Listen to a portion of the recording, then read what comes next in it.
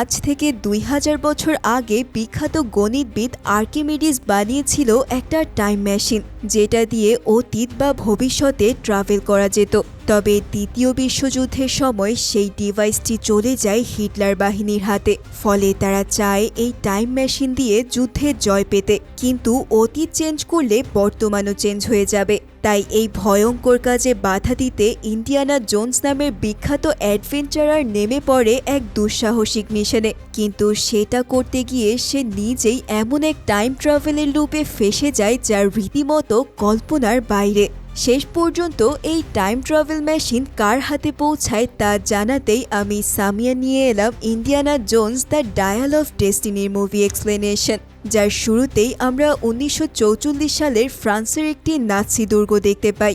এ সময় মিত্রবাহিনীর আক্রমণের কারণে চারদিকের পরিস্থিতি তখন খুবই থমথমে।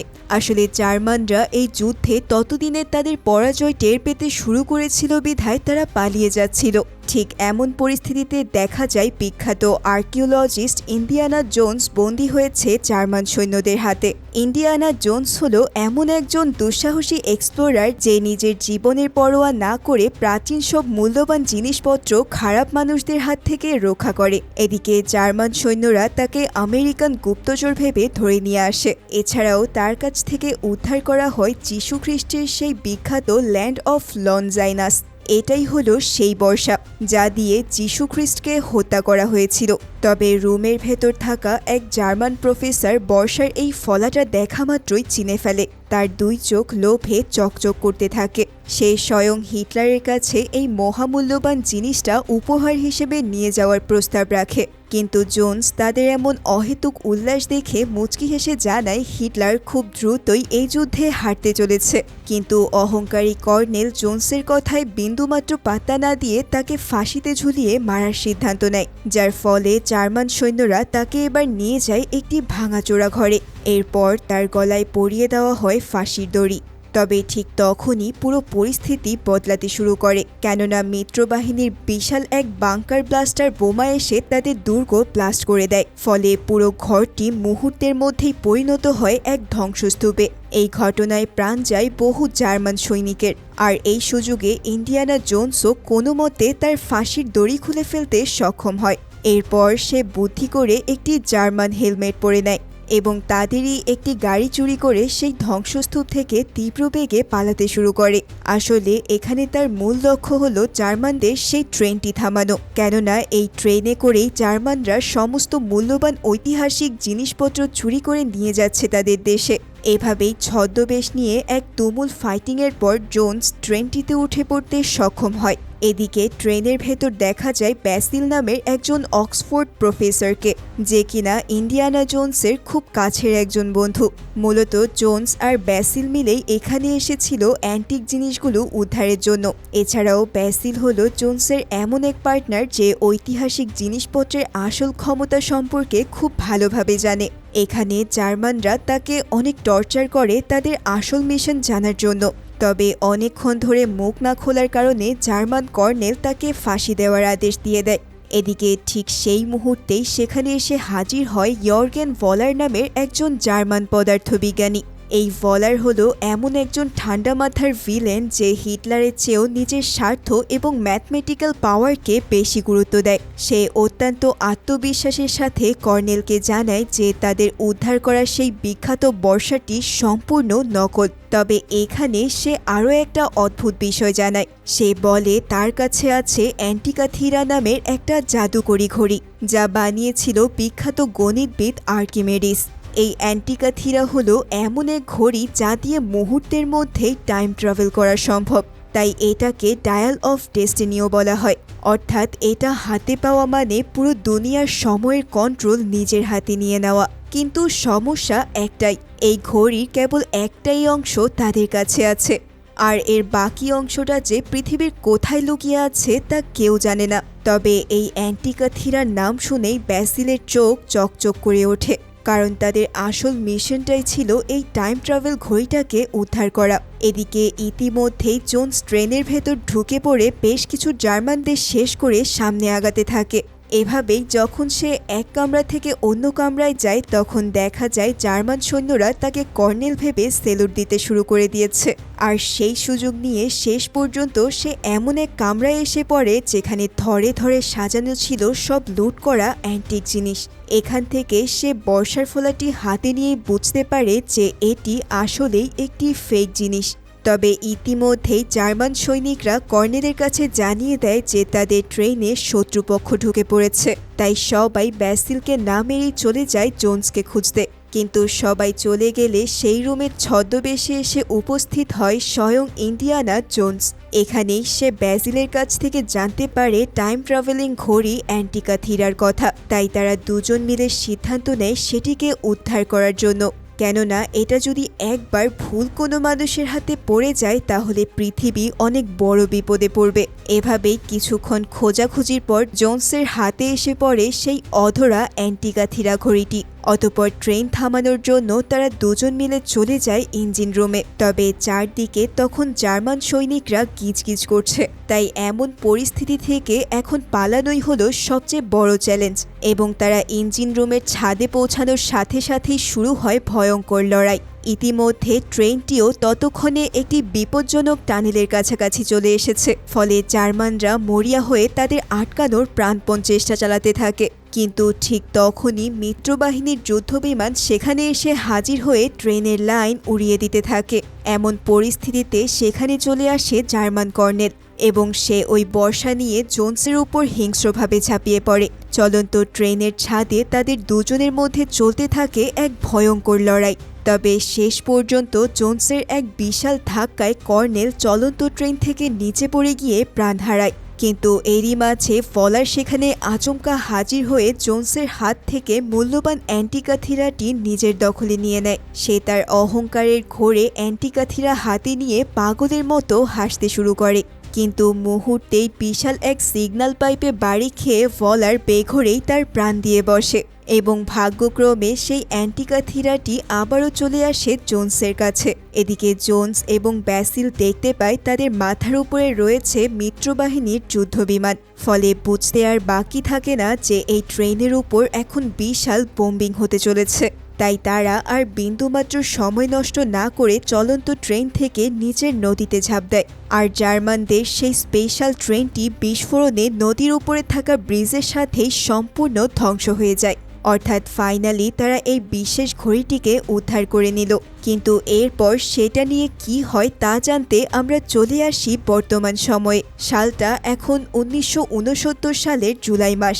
আমেরিকার 3 নভোচারী ঠিক এই সময়ে পৃথিবীর ইতিহাসে সর্বপ্রথম চাঁদে পা রাখে। তারা সেদিন মহাকাশ বিজ্ঞানে এক বিশাল ইতিহাস রচনা করে পুরো বিশ্বকে তাক লাগিয়ে দিয়েছে। পুরো আমেরিকা যখন এই চন্দ্র অভিযানে উল্লাস করছে তখন আমরা দেখতে পাই বৃদ্ধ ইন্ডিয়ানা জোন্স একাকী সময় কাটাচ্ছে।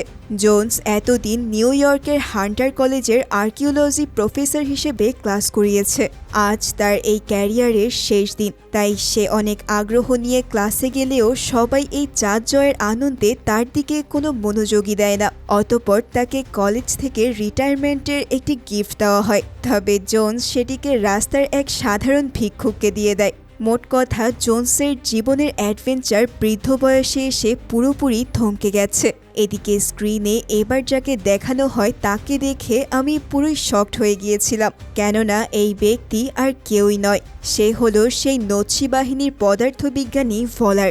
কিন্তু সে তো সেদিন ট্রেন থেকে পড়ে মারা গিয়েছিল। তাহলে এখনও সে বেঁচে আছে কি করে? আসলে সেই দিন ট্রেন থেকে পড়ে গেলেও সে কোনোভাবে বেঁচে যায় এবং এরপর থেকে সে নিজের নাম পুরোপুরি বদলে ডক্টর স্মিথ ছদ্মনাম ধরে নতুন জীবন শুরু করে। আর এই প্রতারক লোক এখন নাসার এক বিশেষ বিজ্ঞানী হিসেবে কাজ চালিয়ে যাচ্ছে। অর্থাৎ আমেরিকানরা এখনো জানে না যে সে ছিল একজন আগাগোড়া জার্মান। তবে নাম পাল্টালেও তার মধ্যে সেই পুরনো নাৎসি ইগো এখনো বিন্দুমাত্র কমেনি। এমনকি সে হিটলারের পরাজয়কে এখনো পর্যন্ত কিছুতেই মেনে নিতে পারেনি। ফলে এখনো সে আশায় বসে আছে সেই অ্যান্টিকা থিরাটি নিজের করে পেতে।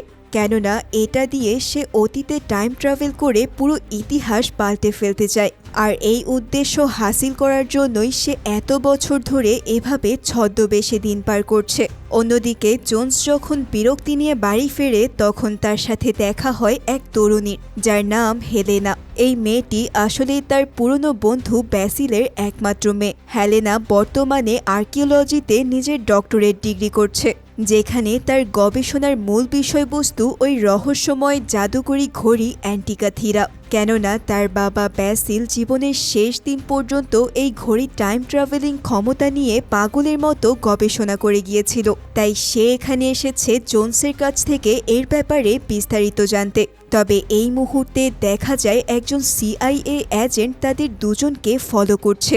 আসলে এরা ছিল সেই ভলারের লোক যারা গোপনে এই ডিভাইসটার খোঁজ করছিল। অন্যদিকে জোন্স তার কাছে সব শোনার পর তাকে নিয়ে একটা লাইব্রেরিতে প্রবেশ করে। আর এখানেই সে তাকে এতদিনের সংরক্ষিত ওই অ্যান্টিকা থিরাটি বের করে দেখায় এবং এই ডিভাইসটা দেখে হেলেনার চোখ একদম বড় বড় হয়ে যায়। সে যেন নিজেকেই বিশ্বাস করতে পারে না, কেননা তার বাবা তাকে বলেছিল যে দ্বিতীয় বিশ্বযুদ্ধের সময় জোন্স নাকি এই ডিভাইসটা ফ্রান্সের একটা নদীতে হারিয়ে ফেলেছিল, কিন্তু এটা যে এখনও তার কাছেই আছে তা সে জানত না। এছাড়াও সে জানায় যে তার বাবা নাকি বলেছিল এই ডিভাইসটা যদি খুঁজে পায় তাহলে সে যেন এটাকে ধ্বংস করে দেয়। তবে এই একটা কথা শুনে জোন্সের কেমন যেন খটকা লাগে, কিন্তু তারপরেও সে তাকে এই ডিভাইসের আসল কাহিনী বলতে থাকে। সে জানায় যে প্রাচীনকালে আর্কিমিডিস গ্রহ নক্ষত্রের গতিবিধিতে কিছু সমস্যা পর্যবেক্ষণ করার জন্য এই ডিভাইসটা বানিয়েছিলেন, কিন্তু তিনি বিশ্বাস করতেন যে এই ডিভাইস দিয়ে আরও বড় কোনো রহস্য সমাধান করা যাবে, এমনকি হয়তো এটা দিয়ে সময়কেও নিয়ন্ত্রণ করা যায়। তবে এই ডিভাইস যেন ভুল হাতে না পড়ে তাই তিনি সেটাকে দুই ভাগ করে দুই জায়গায় লুকিয়ে রাখেন।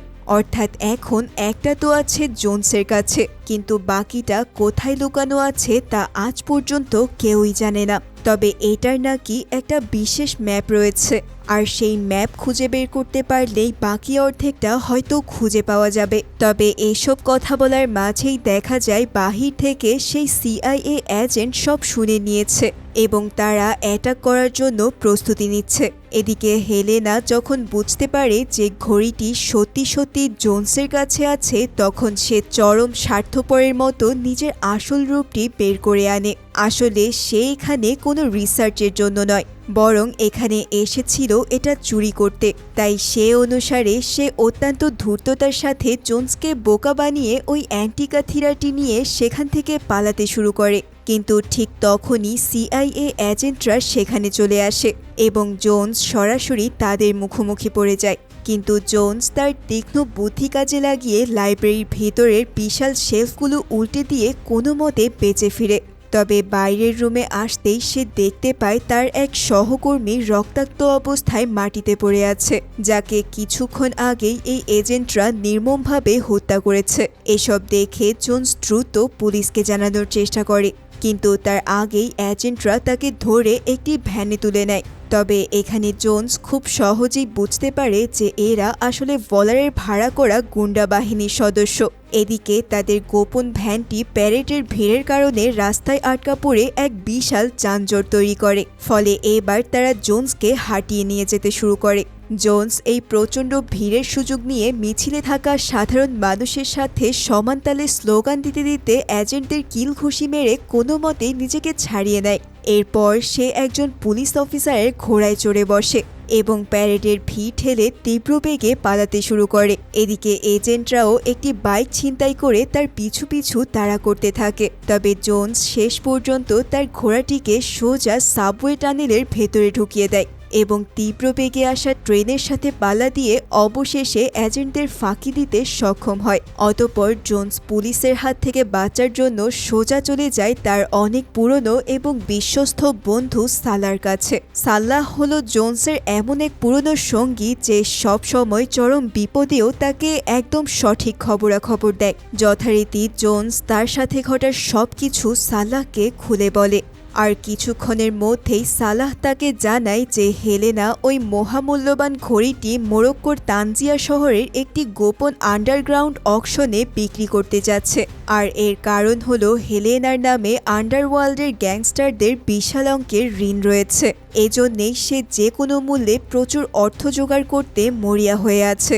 জোন্স এই খবর শুনে রীতিমতো হতবাক হয়ে যায়, কেননা সে কোনোভাবেই আর্কিমিডিসের এই জাদুকরি ঘড়িটি খারাপ মানুষের হাতে যেতে দিতে পারবে না। তাই এবার সে হেলেনাকে এই ভয়ঙ্কর ভুল করা থেকে আটকাতে সরাসরি মোরক্কোর উদ্দেশ্যে রওনা দেয়। আর এভাবেই জোন্স আবারও পা বাড়ায় এক নতুন অ্যাডভেঞ্চারে। অতঃপর জোন্স মরক্কোয় পৌঁছে ওই গোপন নিলামের আসরে ঢুকে পড়ে। সেখানে সে হেলেনাকে সরাসরি ডায়ালটি বিক্রি করা থেকে আটকাতে চায়, কিন্তু হেলেনা তার কথায় বিন্দুমাত্র পাত্তা না দিয়ে উল্টো নিলামের দাম বাড়াতে থাকে। তবে অন্যদিকে সেখানে চলে আসে স্বয়ং ভলার এবং তার নাৎসি বাহিনী। এরপর সে ডায়ালটিকে নিজের ব্যক্তিগত সম্পত্তি বলে দাবি করে সবার সামনে থেকে সেটি ছিনিয়ে নিতে চায়, কেননা সে যে কোনো মূল্যে টাইম ট্রাভেল করে তার সেই পুরনো নাৎসি সাম্রাজ্য আবারও নতুন করে ফিরিয়ে আনতে চায়। কিন্তু জোন্স থাকতে তা এত সহজে সম্ভব নয়। ফলে জোন্স তার বুদ্ধি কাজে লাগিয়ে হঠাৎ করে ঘড়িটি নিজের হাতে নিয়ে নেয়। ফলে ওই নিলামের ঘরে মুহূর্তের মধ্যেই এক ভয়ঙ্কর পরিস্থিতি নেমে আসে। চারদিকে চলতে থাকে এলোপাথারি গোলাগুলি। অন্যদিকে হেলেনার সাথে থাকা টেরি নামের একটি ছেলে ঠিক তখনই একটি টুকটুক বা অটো নিয়ে ওই নিলামের বাইরে হাজির হয়। এই টেরি হলো হেলেনার অত্যন্ত বিশ্বস্ত একজন শাগরেদ, যে কিনা চুরিবিদ্যা এবং যে কোনো যানবাহন চালানোয় দারুণভাবে দক্ষ। ফলে তারা দুজনে যখন পালাতেই যাচ্ছিল তখনই সেখানে জোন্স তাদের প্রোটেক্ট করতে চলে আসে। কিন্তু সমস্যা বেঁধে যায় অন্যদিকে। এখানে স্থানীয় গ্যাংস্টার রহিমও তার বিশাল বাহিনী নিয়ে হেলেনাকে খুন করার জন্য তাদের পিছনে পড়ে যায়। আসলে হেলেনা কিছুদিন আগেই এই রহিমের সাথে প্রেমের অভিনয় করে তাকে চরম ধোঁকা দিয়েছিল। ফলে মরক্কোর সেই আঁকাবাঁকা রাস্তায় শুরু হয়ে যায় মুভির সবচেয়ে শ্বাসরুদ্ধকর চেজিং। এখানে থ্রিলিং ও অ্যাকশন দেখে তুমি হতবাক হতে বাধ্য হবে।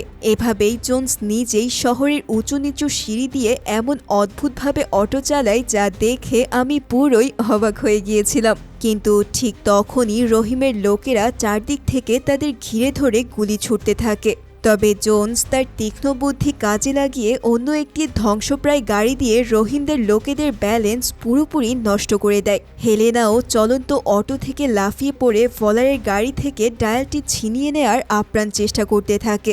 এভাবেই তারা সবাই মিলে একের পর এক ভয়ঙ্কর বাধা পেরিয়ে ঘড়িটি তাদের নিজের কাছে নিয়ে নিতে সক্ষম হয়।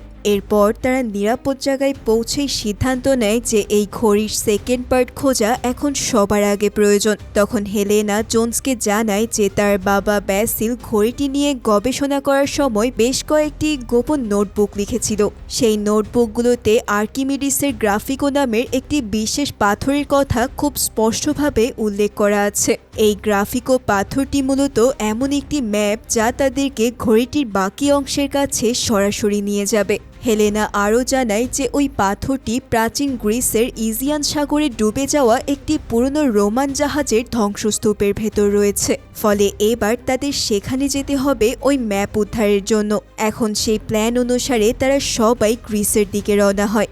এরপর সেখানে পৌঁছেই জোন্স দেখা করে তার পুরনো বন্ধু র্যানির সাথে। এই র্যানি হলো স্পেনের একজন এক্সপার্ট ডুবুরি, যে কিনা অনায়াসেই সমুদ্রের যে কোনো গভীরতায় অভিযান চালাতে পারে। সব শোনার পর সে তাদেরকে তার নিজস্ব জাহাজে করে সমুদ্রের ঠিক সেই জায়গায় নিয়ে যায় যেখানে ওই প্রাচীন রোমান জাহাজটি ডুবে আছে। রেনি তাদেরকে সমুদ্রে নামার আগে সেখানকার ভয়ঙ্কর বড় বড় ইল মাছের ব্যাপারে খুব ভালোভাবে সতর্ক করে দেয়। এর কারণ হলো এই ইল মাছগুলো সাপের মতোই ভয়ঙ্কর। এরা একবার কাউকে কামড়ে ধরলে সহজে ছাড়তে চায় না। আর যারা আমার এই চ্যানেলে ইন্ডিয়ানা জোন্সের এর আগের একটি ভিডিও দেখেছো তারা তো জানোই যে জোন্স সাপকে কতটা ভয় পায়। তবে তারপরও জোন্স এবং হেলেনা অনেকটা বাধ্য হয়েই স্কুবা ডাইভিংয়ের স্যুট পরে সমুদ্রের অন্ধকার গভীরে ঝাঁপ দেয়। তারা দুজনে মিলে পানির নিচে থাকা অসংখ্য কঙ্কাল সরিয়ে শেষ পর্যন্ত সেই কাঙ্ক্ষিত গ্রাফিকো বক্সটি খুঁজে পায়। তবে তারা যখন ফিরতে যাবে ঠিক সেই মুহূর্তেই ভয়ঙ্কর কিছু ইল মাছ তাদের আক্রমণ করে বসে। জোন্স তখন তার হাতে থাকা ফ্লেয়ার জ্বালানো লাঠিটি দিয়ে মাছগুলোর সাথে নিজের জীবন বাঁচাতে আপ্রাণ লড়াই করতে থাকে। ইতিমধ্যে জাহাজের অন্য ক্রুরা বিপদ বুঝতে পেরে তাদেরকে দ্রুত দড়ি টেনে পানির ওপরে তুলে আনে। আর ঠিক এভাবেই তারা তাদের জীবনের ঝুঁকি নিয়ে ওই গুপ্তধনের বাক্সটি উদ্ধার করতে সক্ষম হয়। তবে তারা স্বস্তির নিঃশ্বাস ফেলার আগেই জাহাজের দিকে হাজির হয় নতুন এক বিপদ। তারা দেখতে পায় যে ভলার তার দুর্ধর্ষ লোকজন নিয়ে আগে থেকেই সেখানে তাদের জন্য অপেক্ষা করছে। এরপর ভলারের লোকেরা পুরো জাহাজের নিয়ন্ত্রণ নিজেদের কাছে নিয়ে নেয় এবং সবাইকে বন্দি বানিয়ে ফেলে। এখানে ভলার তাদের কাছে ওই গ্রাফিকোর বক্সটি ছিনিয়ে নেয়। তারপর সে ওই বক্স খুলে তার ভেতর থেকে একটা পাথরের খণ্ড বের করে। এই পাথরের খণ্ডটিতে পলিভিয়াস নামের এক বিশেষ সাংকেতিক ভাষায় ঘড়ির বাকি অংশের ঠিকানা লেখা ছিল, কিন্তু সমস্যা হচ্ছে এই ভাষা সে পড়তে পারছে না। তাই সে জোন্সকে এটা পড়ে শোনাতে প্রেসার দিতে থাকে, কিন্তু জোন্স তার কথায় রাজি না হলে ভলার তার চোখের সামনে রেনিকে নির্মমভাবে হত্যা করে। আর এরই মাধ্যমে ভলার বুঝিয়ে দেয় যে তার আদেশ অমান্য করলে কী পরিণতি হতে পারে। কিন্তু হেলেনা সবার জীবন বাঁচানোর জন্য ওই গ্রাফিকো পাথরের কোডটি পড়ে শোনাতে রাজি হয়ে যায়। তবে এখানে সে করে একটা চালাকি, সে এই কাজ করার বিনিময়ে বিশাল অঙ্কের টাকা দাবি করে বসে। এটা শুনে ভলার তার হাতে কিছু ডায়মন্ড তুলে দিলে সে তা পড়ে শোনাতে থাকে। এখানে হেলেনা তাকে জানায় যে ঘড়ির বাকি অংশটি রয়েছে আলেকজান্দ্রিয়া শহরের একটি প্রাচীন লাইব্রেরির নিচে। কিন্তু মজার ব্যাপার হলো এখানে হেলেনা তাদের সবাইকে সম্পূর্ণ ভুল একটি ঠিকানা দিয়ে বোকা বানানোর চেষ্টা করছিল। সে সংকেত পড়ার ফাঁকে ফাঁকে অত্যন্ত সাবধানে তার নিজের কাছে একটি ডায়নামাইট তুলে নেয়। আর কথা শেষ করা মাত্রই সে ওই বোমাটি জাহাজের ডেকে ছুঁড়ে মেরে বিশাল এক বিস্ফোরণ ঘটায় এবং এই সুযোগে তারা ভলারদের বোট নিয়েই সেখান থেকে পালিয়ে যায়।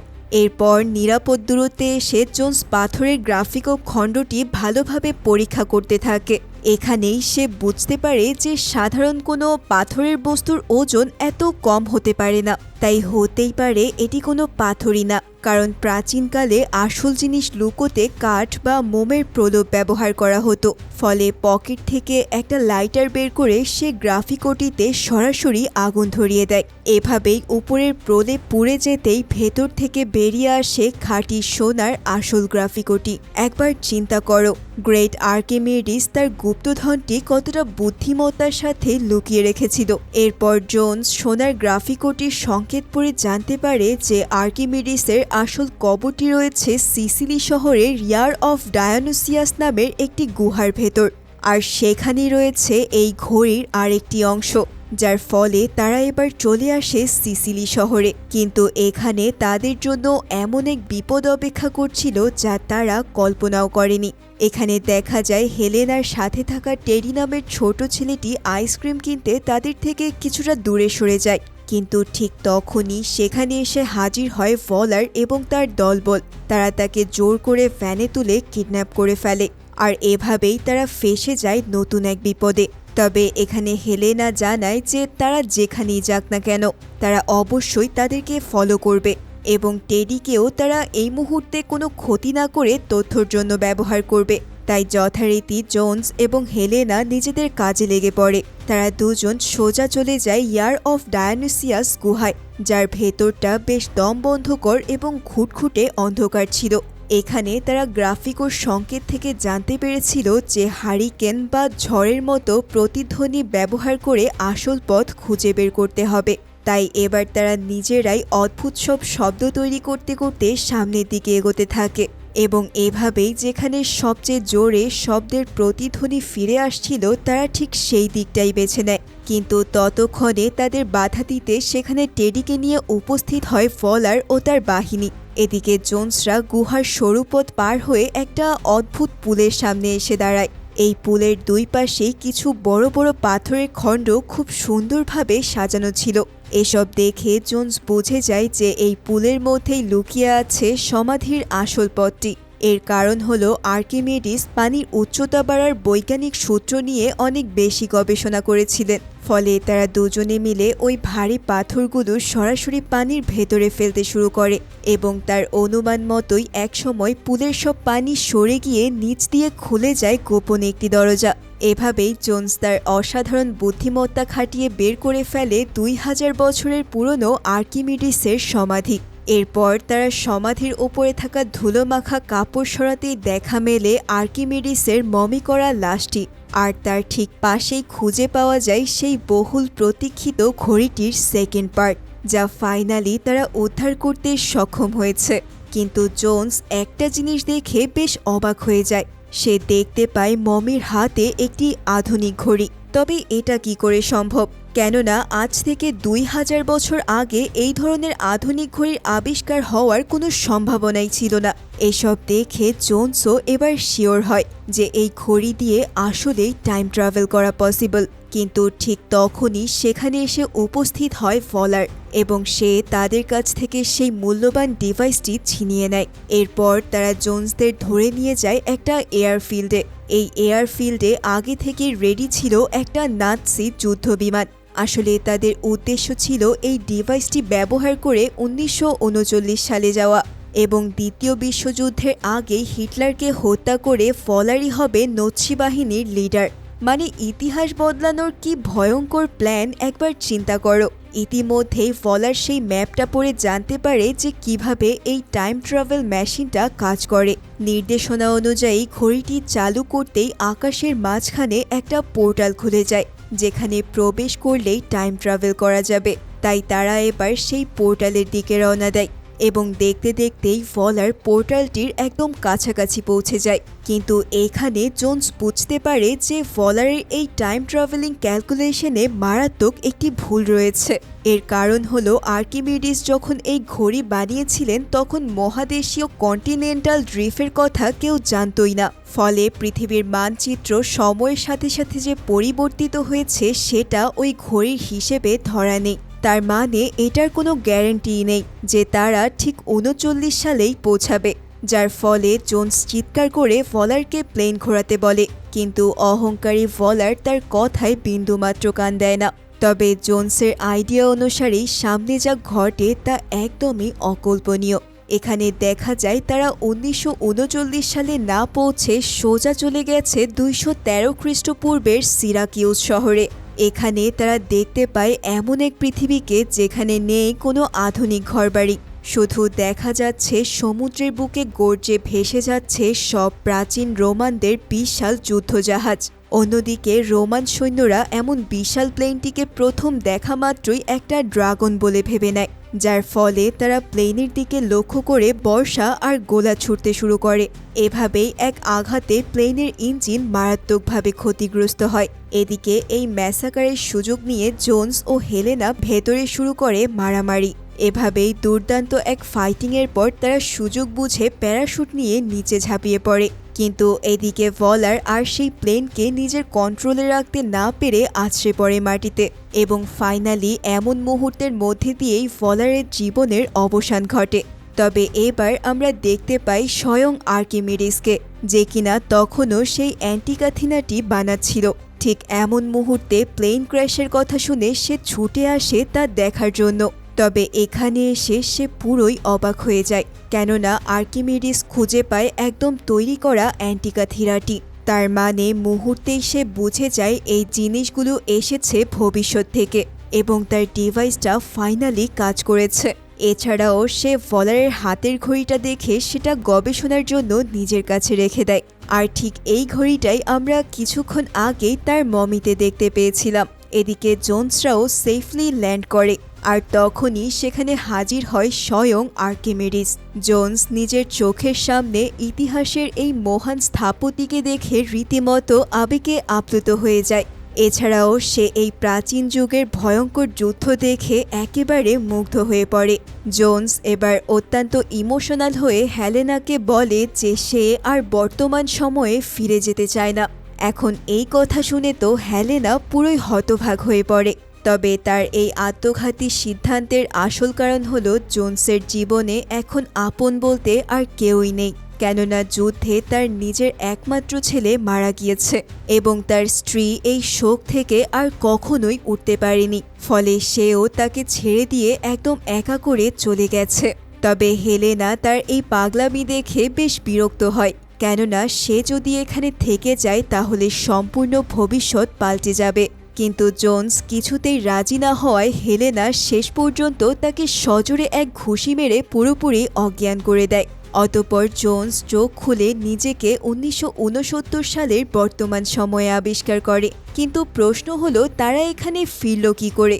আসলে টেরি নামের যে ছেলেটি ছিল সে কোনো মতে পালিয়ে তাদের পিছু নিয়েছিল, যার ফলে সেও ওই এয়ারফিল্ড থেকে ছোট একটা প্লেন চুরি করে কোনো মতে তাদের সাথেই পোর্টাল ভেদ করে সেখানে চলে যায়। আর এরপর সেই প্লেনের সাহায্যেই তারা বর্তমানে ফিরে আসতে সক্ষম হয়। এদিকে জোন্স অত্যন্ত হতভাগ হয়ে হেলেনাকে প্রশ্ন করে যে সে কেন তাকে ওই প্রাচীন সময়ে ফেলে আসলো না। কিন্তু ঠিক তখনই ঘরের দরজা খুলে হাজির হয় তার স্ত্রী ম্যারিয়ান। আসলে হেলেনাই তাকে খবর দিয়ে এখানে নিয়ে এসেছিল। জোন্স এতদিন পর নিজের স্ত্রীকে দেখে আবেগে আপ্লুত হয়ে তাকে জড়িয়ে ধরে এবং তাদের এই পুনর্মিলনী প্রমাণ করে যে জীবনের সবচেয়ে বড় অ্যাডভেঞ্চার হলো নিজের ভালোবাসার মানুষদের সাথে থাকা। আর ঠিক এই সিনের মধ্যে দিয়ে শেষ হয় এই অসাধারণ অ্যাডভেঞ্চার মুভিটি। জানি না তোমাদেরকে কতদূর বুঝিয়ে বলতে পেরেছি, তবে হ্যাঁ, আমি চেষ্টা করেছি। সুতরাং ভালো লেগে থাকলে আমাকে কমেন্টে জানাতে একদমই ভুলে যেও না। আর হ্যাঁ, ইন্ডিয়ানা জোন্স সিরিজের কিন্তু আরও কিছু মুভি রয়েছে, তাই যদি তোমরা চাও তাহলে আমি সেগুলো এক্সপ্লেন করতে পারি। তো আজকের ভিডিও তাহলে এই পর্যন্তই। আশা করছি তোমাদের সাথে খুব শীঘ্রই দেখা হবে নতুন কোনো ভিডিওতে। ততদিন পর্যন্ত তোমরা সবাই অনেক বেশি ভালো থাকো। ধন্যবাদ সবাইকে।